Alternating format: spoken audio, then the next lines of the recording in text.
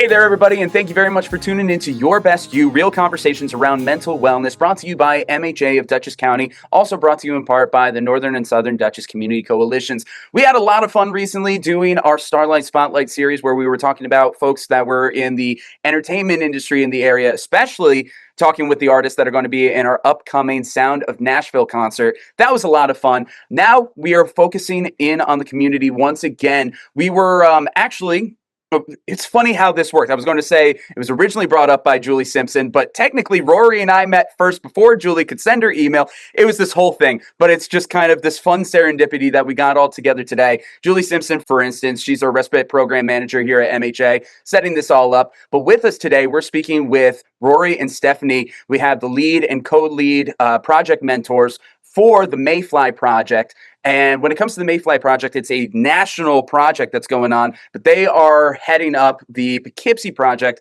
What's going on here in the Hudson Valley? We got so much to talk about in regards to this. It's going to be a lot of fun to get into. So Rory, Stephanie, how are you guys? Doing well today. How are you? Thank you. It's so good to have you guys on. I'm glad that we were able to make this happen. Rory, you and I met very briefly over at the Festival at the Falls in Wappingers, which was really nice serendipity. I know you were already talking to Julie about making something happen with the podcast. And it was just like the perfect timing of everything, how that all came together. You heard me DJ and it was like, hey, I also work for MHA. I was like, do you now? I thought that was pretty funny. Yep. Yeah, we had just wrapped up our final outing for the year with the Mayfly, obviously. Julie had mentioned coming on the podcast that you guys do this, kind of, okay, that's an idea. It's something to rattle around in the head. And then next week I was at the Festival for the Falls and I heard you talking and you said you worked at MHA and you do the podcast. And it was like you just said serendipitous. Absolutely. So I figured, all right, let's strike this iron while it's hot and get going. No, I'm glad that we were able to connect at it. And also, can I just say, it was a beautiful festival at the Falls this year. Definitely on the hotter side, but not as hot as they originally were predicting. I remember they were saying close to 100. Mm-hmm. Unfortunately, we had rain the night before. It dipped down. It was comfortable. I was there the entire time. I'm pretty sure you were there too. So we didn't completely melt. So that's nice. No. And there was a nice breeze all day. It was lovely. No. I was under a tree, had some shade. There you go. Nice. Stephanie, did you pop in at all? I didn't get a chance to meet you there, I don't believe. I was not there. I had a baby shower to go to that day, so that one took precedent. How nice. Okay, that you get a buy on that. That sounds very nice. I hope the baby shower went very well. But guys, definitely want to get into the Mayfly project, what it is like here in the Hudson Valley, what you guys are doing for the Poughkeepsie project, how you guys are helping out the community. Specifically, I'm looking at your website. You're supporting youth in foster care through fly fishing. You're building confidence, finding healing, and promoting environmental conservation.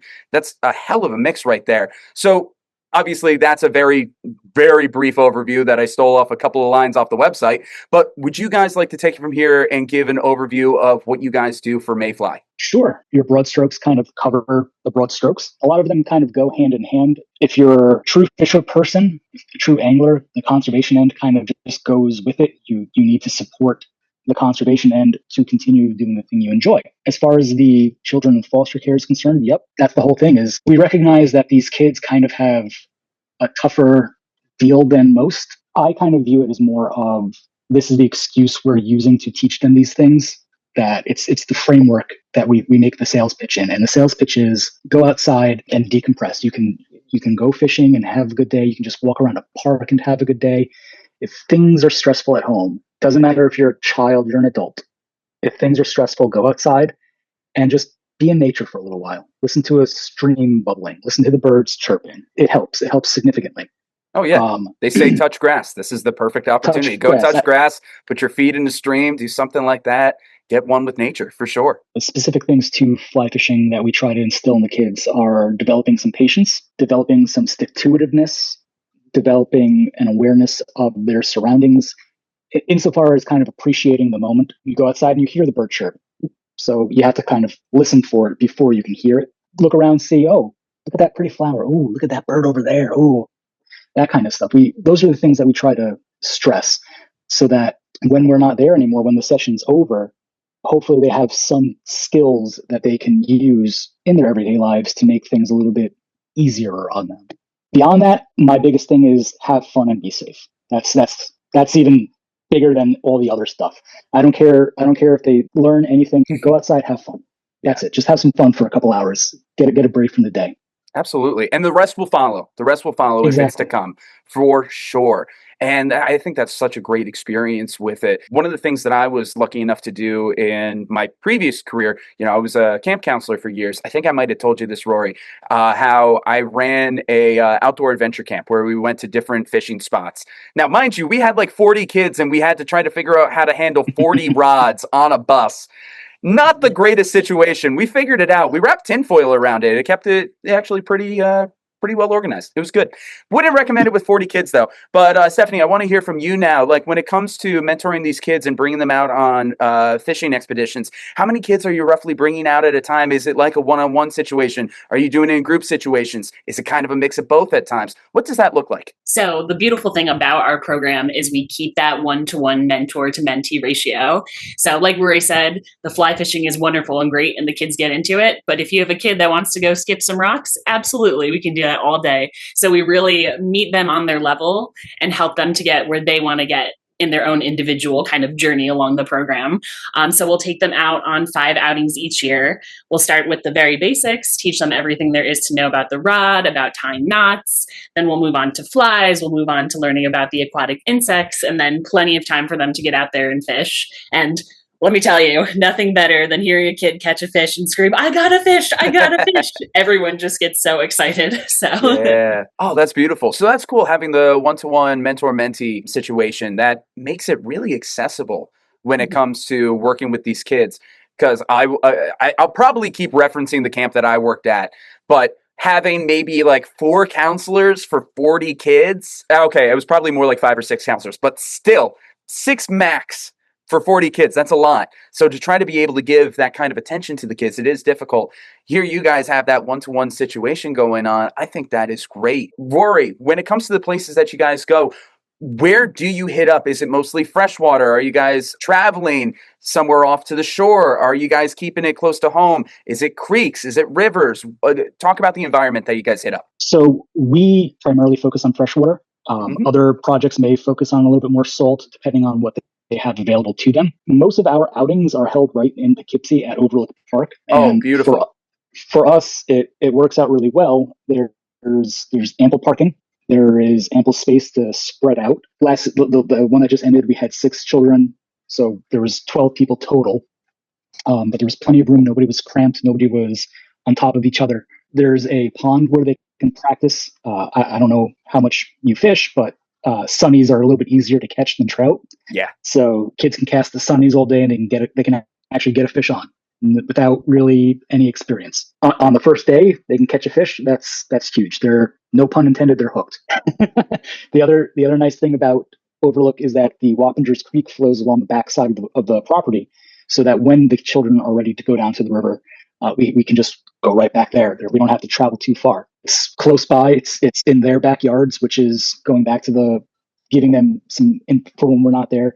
They can just hop on a bike potentially and ride it to there. They can get a ride easier if they need to get a ride. It's in their backyard, so they don't have to go hunting. For our final outing, we generally try to go somewhere quote unquote special to give them more of a fishing experience, so to say. And this year we did our final outing in Pleasant Valley at Albrecht's, which is again, I was trying to find someplace close by that they can go to and have this experience. I'm an actual fisher person. I'm out there just like everyone else, Albrecht's is a very nice stretch of river. It's as trouty as anywhere in the Catskills. It's beautiful. Had a nice little lunch on the river. It was a wonderful last time together for the year.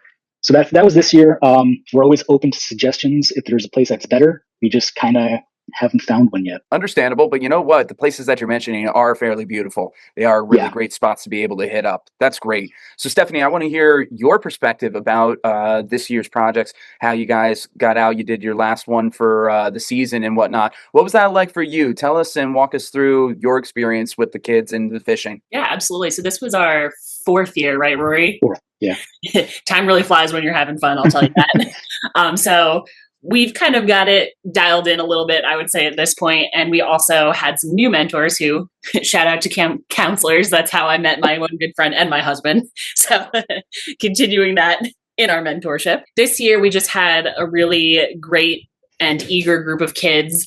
Right off the bat, they were so into it. And generally speaking, I would say that's usually the case. It's always so amazing to me as someone who was self-taught and struggled for so long to learn to fly fish, how much you put a rod in these kids' hands and they can pick up the knots so fast, they can pick up the casting so fast. And if you know anything about fly fishing, the casting is one of the hardest things to learn because you're so used to wanting to just throw something out there, which you can't do with fly fishing. I'm still working on it. Yeah, forever will be working on it. So watching these kids come in, most of them have maybe spin fished a little bit or have no experience at all, and go from nothing in the beginning to the end, talking about trips that they want to take and places they want to go to fly fish, and just really seeing that growth and seeing kids. I remember, I think it was maybe 2 years ago when we had a project, someone from MHA who hadn't been there from the beginning came out towards the end, and she told us, you don't understand what you've done with these kids. Like, we had kids that wouldn't speak in the beginning, and by the fourth outing, they're raising their hands, they're answering questions, they're just so excited to be there. And they just get this opportunity to forget anything else that's going on, forget any of their inhibitions, and just have a good time. And that's been so impactful for us and what makes us keep coming back every year, you know? That's great. So that brings up a point that I wanted to talk about. You said coming back year after year. So this has been around in Poughkeepsie for 4 years now. Now Mayfly's been around longer than that, but it's been established in this area for the last 4 years. 2022 is when it started. Do you feel like it's gotten easier to get the kids involved and interested with each year?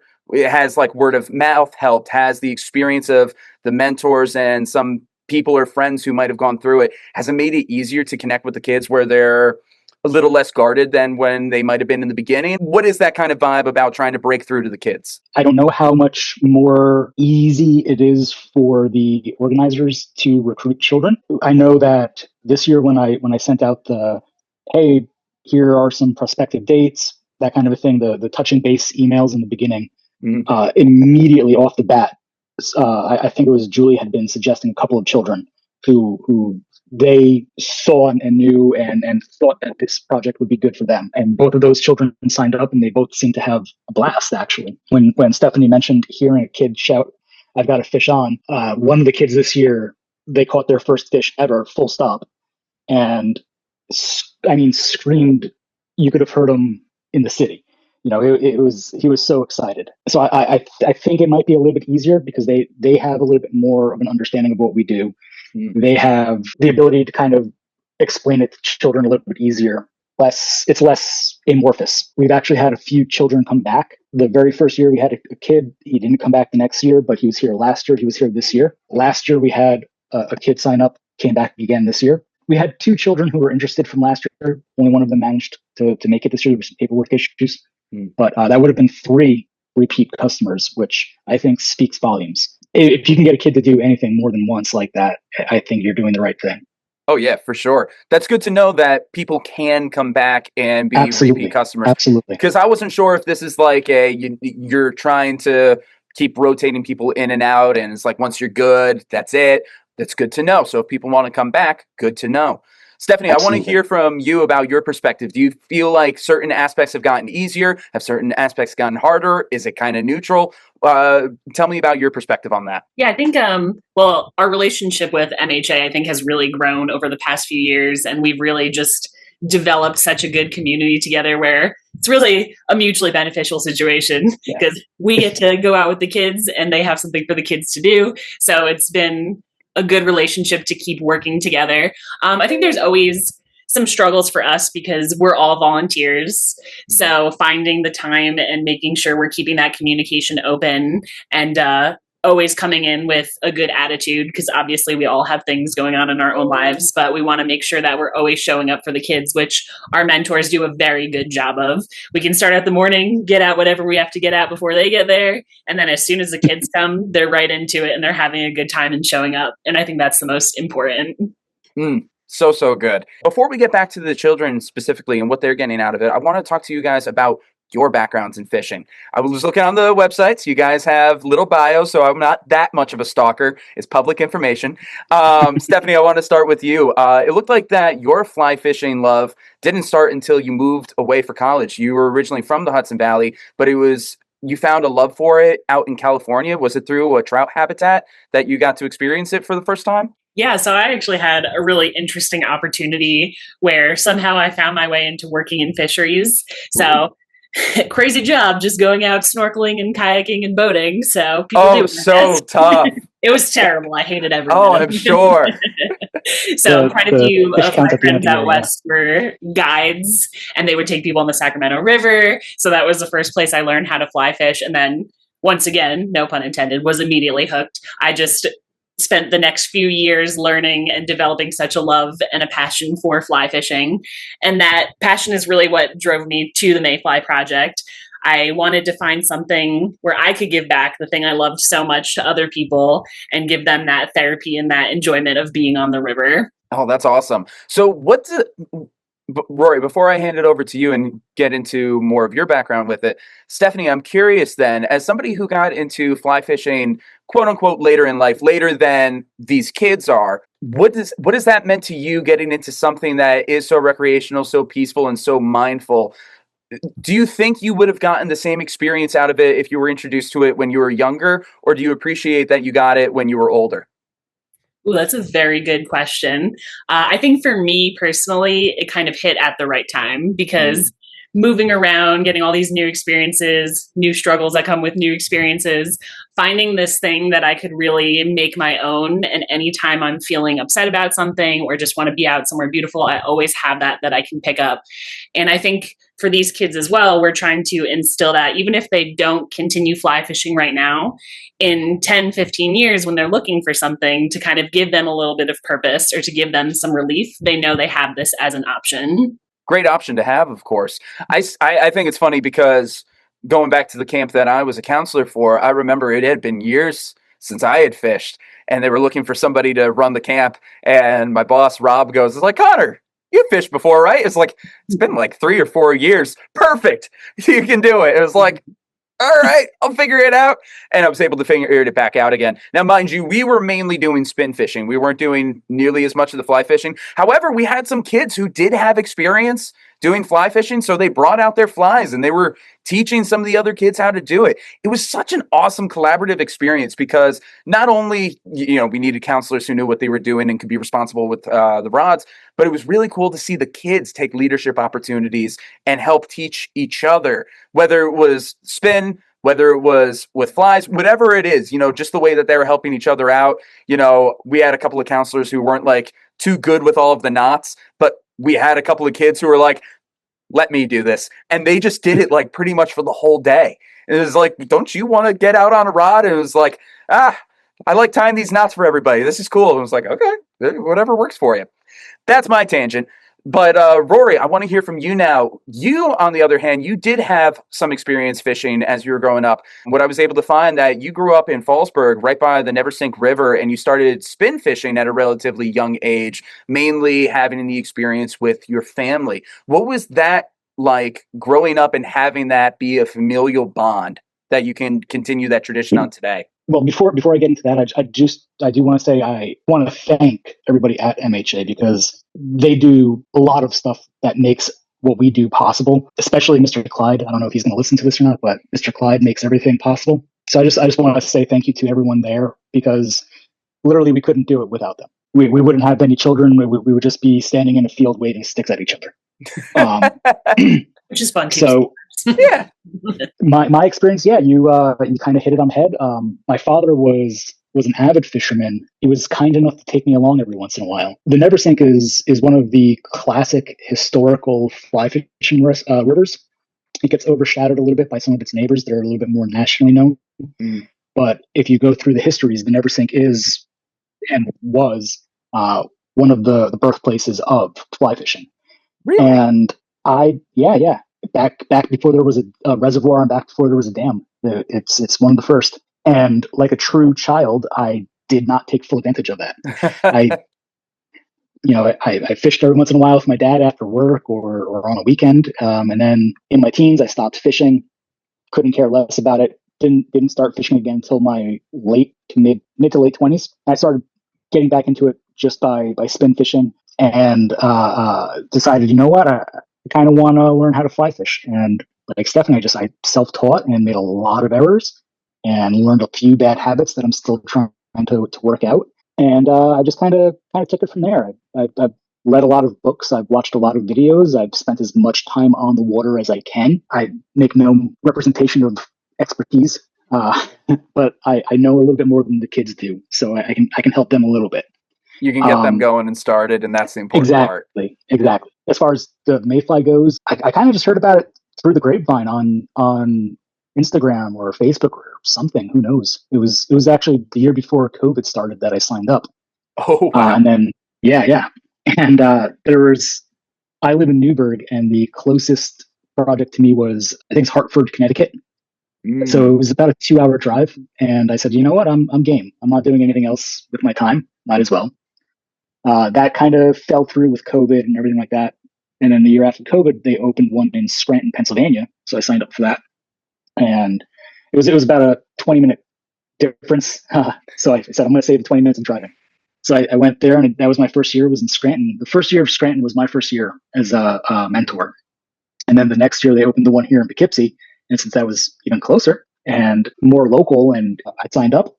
Stephanie and I have both done little kind of pitch hitters for the Scranton project, where they had a couple of people cancel last minute. They needed replacements, so we went out there and gave them a hand, which worked out wonderfully. Honestly, I have a basic instructor's experience. I was a snowboard instructor for many years. So I kind of understand how to explain things that aren't necessarily the most obvious. Like, they're not intuitive. You have to be guided through. Yeah. So I try to use some of those skills that I learned doing that with this. That's neat. Any kind of teaching, those skills are so transferable. So it's great that you're able to have that. And that's cool that you're able to kind of build things up over time. There was something that you said that I really want to kind of nitpick and really get into in a second. But before we do, Stephanie, Rory was going through his past experiences with Mayfly before the one in Poughkeepsie came about. Did you also have experiences in other ones prior, or specifically Mayfly, or was Poughkeepsie your first? I did actually. When I lived in Phoenix, Arizona, I was the original lead mentor, which was a real struggle in itself to get it off the ground. I can tell you it takes a lot of work. So I was there for about a year, obviously an extremely different environment. We were fishing all urban Phoenix ponds. So very interesting. A lot of kids who had zero fishing experience, as you can imagine. But surprising how much support there was in the community, how many fly fishers there were in that area. Oh, that's nice. So then you had that, and then was Poughkeepsie after, or what was the timeline then? Yeah, I actually rolled right into Poughkeepsie as soon as I moved back to New York. So from the beginning of the Poughkeepsie project is right when I came in, right when I moved back. So it worked out really well. Good timing. Love that. No, that's great. So this next question is for both of you guys, and it stems off of something that Rory said, but I think it really captures the mission of what Mayfly is trying to do here. Rory, you said how when you were out with your dad, like a true kid, didn't truly appreciate it or truly fully understand it. And that even kind of goes back to the question I asked you, Stephanie, about, do you feel like you got it at the right time? Would you have appreciated it younger, or you glad that you got it a little later in life? When it comes to these kids, especially coming from more difficult situations, being in the foster care system, they may not have a father or father figure to take them out to fish. They may not have a mother or mother figure to take them out to the park, to the streams. They don't have that same sense of family. What is it like to step in and be a role model for these kids? And what do you see them get out of it from those experiences in that regard? Intimidating. Okay. Explain. I don't consider myself much of a kid person.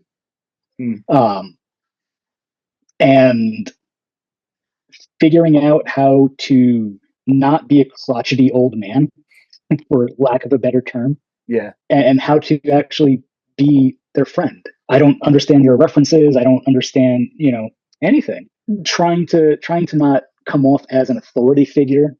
Those are all challenging to me personally. So that's kind of been my biggest thing. And when Stephanie had mentioned earlier that we get as much out of it as the kids do, I think for me that's one of the things that I get out of it is being able to connect to these kids who I don't know from Adam, and it's gratifying. It seeing them smile, seeing them happy, at least on paper, giving them a better outlook for the future. That's It is something, truly. Stephanie, what's your perspective on all of that? Is it you can edit that intimidating, out. like Rory said, or? I think I've spent a lot of my life working with kids, and Okay. I was actually a high school teacher for a couple of years. Oh. So that made me appreciate this experience more, that I don't have to be in a classroom full of kids. There's something that I think we frequently say to each other, and especially with regards to talking to children who are in foster care, is how often as a kid did you get to have one-on-one time with an adult in a way that wasn't them yelling at you or punishing you, just truly being there to support you. So I think it's a really special experience that we're not here to we're not here to be their friend. We're just here to support them, So just having an adult who's a calming, nice presence, who listens to you, you can say what you want to say, but at the end of the day, the focus is just getting out there with the kids and supporting them as they learn and grow. And I think that's just a really unique experience that not a lot of kids in general get to have. Oh my God, what you said about the one-on-one experience with an adult when you're a kid, when it's not being disciplined, it's like, it is. I feel very lucky. I'm an only child. I had great experiences with my folks. I feel like they were very present and very there, but it's tough. It's true to have that one-on-one quality time. I think back to the time of when I was a camp counselor and the kids that I needed to give a little more time, attention, and love to, because you could tell they weren't getting that at home. And it's like, okay, learning how to meet them where they are, because honestly, the times where they're acting up, they're really just looking for attention. And even if it's the negative kind, unfortunately. And it was really cool when we were able to take some of the kids and we gave them titles, as a helper or our assistant in this. And it's like when we gave them a role of some kind and gave them something to do, it empowered them and gave them a sense of responsibility, just like I'm sure this fly fishing experience certainly does. So all that being said, and again, open conversation, open discussion, I want to hear from both of you on this. Have there been moments where the kids have spoken to you or reached out to you about something beyond the fishing, where the mentors such as yourselves were able to help guide them through it, or something personal came up that you guys were able to be a helping hand that goes beyond the fishing? For example, for me, I remember there was a time where we were out for that outdoor adventure camp and I'm just chatting with a kid and they laid out some deep personal stuff. And we just kind of sat there and we worked it out that afternoon. And I remember seeing them a few weeks later and they came up and hugged me and thanked me for the experience. And it was just like one of those moments, didn't plan on it, but it was just like one of those things where it right place, right time, and really helped them to get through it. Like Rory said, we're really encouraged to not talk too much on those subjects because we're all volunteers and we're not necessarily trained to handle things like that, maybe in the most, I don't know the right word to say, tactful way, perhaps. Yeah. So, but we do definitely have moments where we connect with the kids and they will share things. My mentee this year shared things with me, personal things, but for the most part, just providing a listening ear allowed her to kind of figure things out on her own. And actually one of the best things for me this year, maybe the third or fourth outing, she turned to me and she said, you know what, at least I know that whenever I'm feeling upset, I can go out to the river and just find that common peace being with water. And I was like, that's amazing. That is all we want for you, is to have that opportunity. That's such a great way of putting it.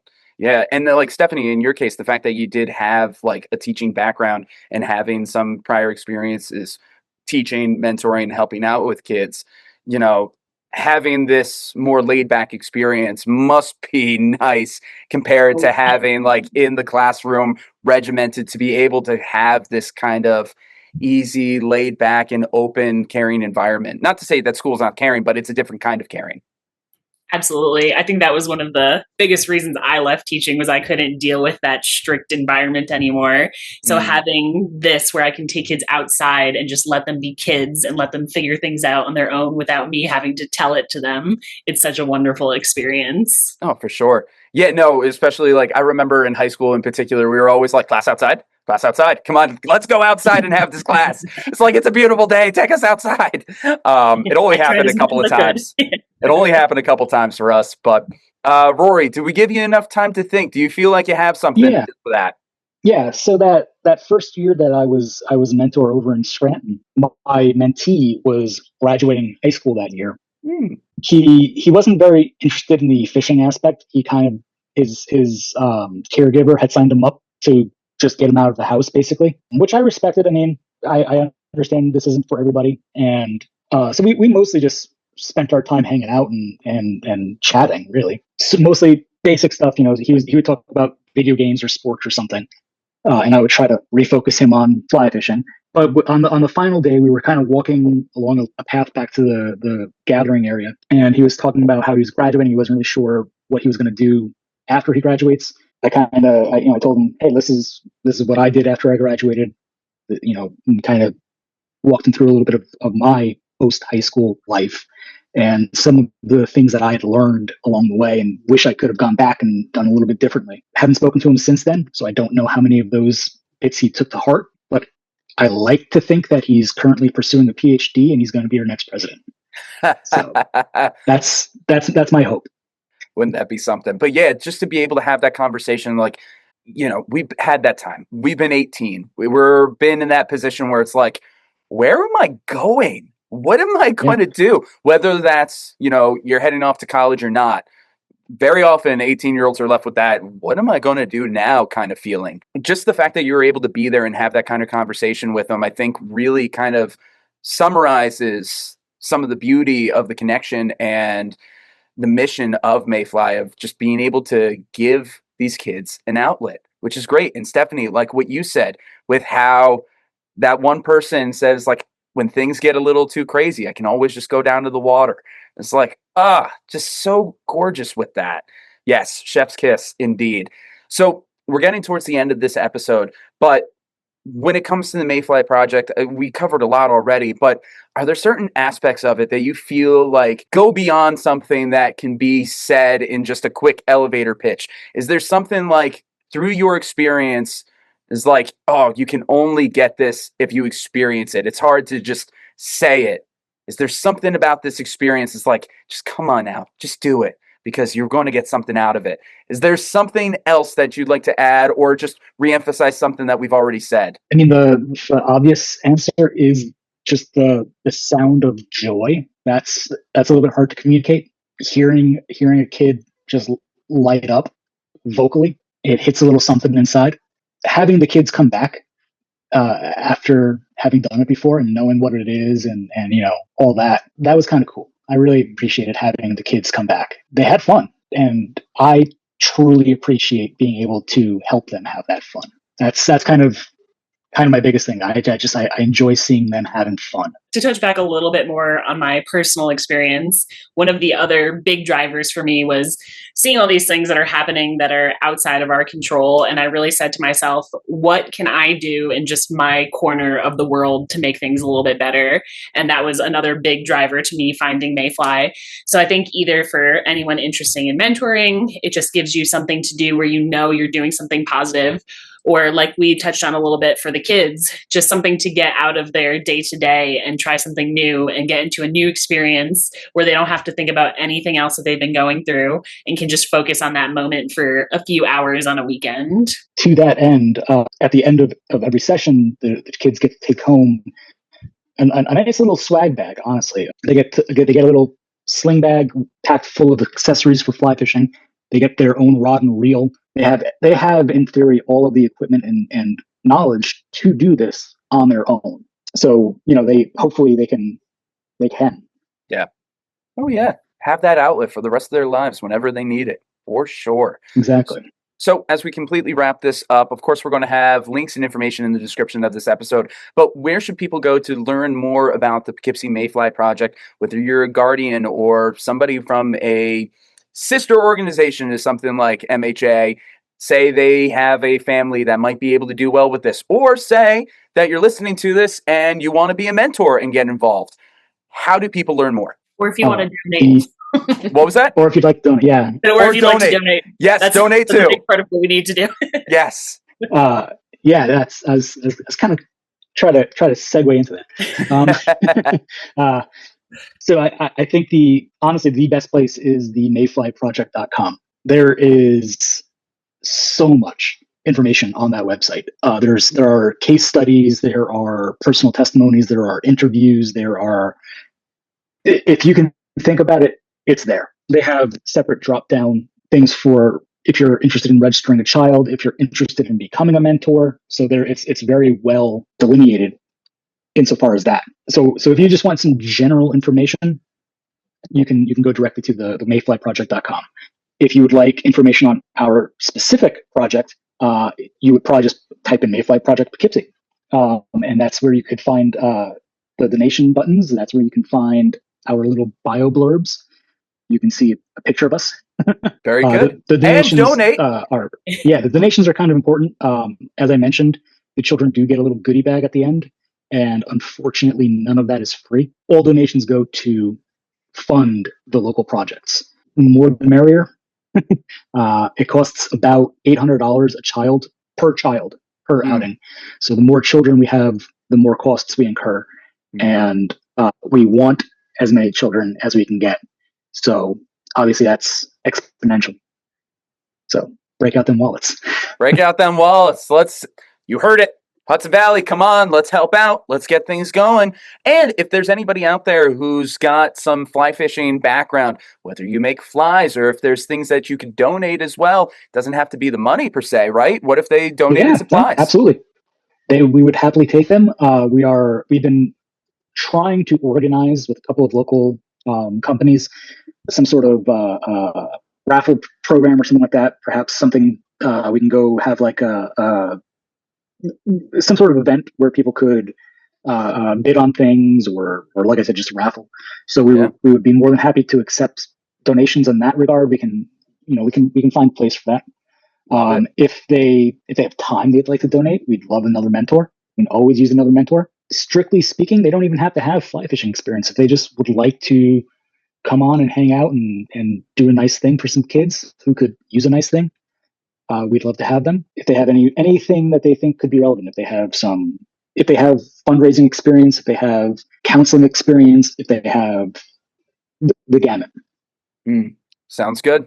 So again, we'll make sure that we have all the links and information in the description of this episode. So if you want to learn more, if you want to get involved somehow, you can do so. Mayfly Project, of course, here in Poughkeepsie, they're doing wonderful things, helping out the foster children of this area and also getting something out of it themselves as the mentors. If there's something that you're looking to do to give back, or if you know a child that could really benefit from this, we highly recommend that you look into this. Rory, Stephanie, I really appreciate your time. I do want to point out it is closed to children who aren't in the foster care system. Yes. Good thing to say. Of course, we've been saying this is a foster care program. So specifically those in foster care. But you know what? There's still a big enough community in this area. So, and I'd love to help every last one of them. Absolutely. Well, guys, Rory, Stephanie, thank you so much for your time. Appreciate you. Mr. Connor, thank you very much. We appreciate you as well. Absolutely.